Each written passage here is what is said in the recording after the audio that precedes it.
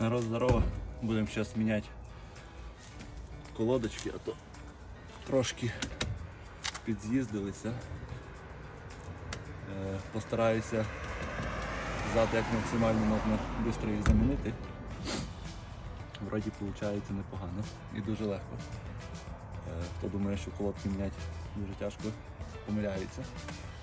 Засікайте 10 минут.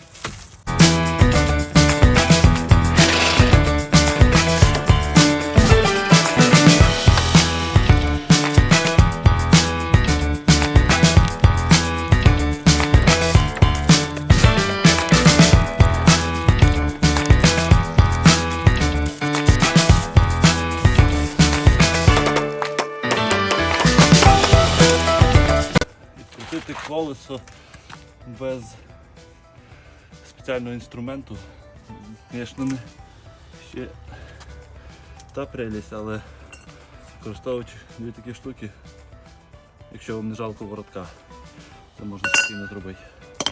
Так, продовжуємо далі, будемо знімати трошки ближче. За допомогою такої штучки, до речі, теж якоїсь китайської. Відкручуємо одного болтика зверху. Легенькими движеннями відхиляємо цю штуку і все, і ми достаємо такі колодочки.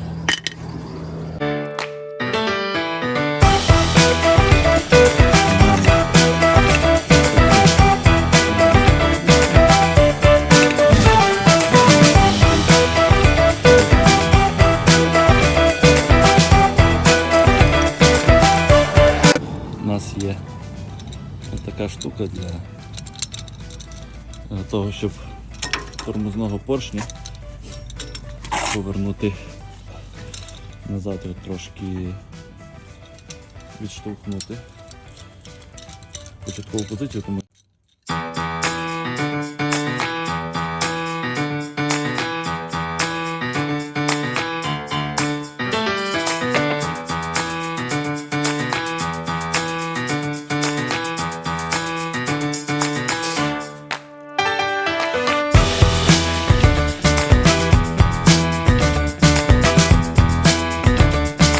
максимально заштовхнув його туди. Так, направляючи у нас ходить чудово. Ставимо його на місце. Перекручуємо.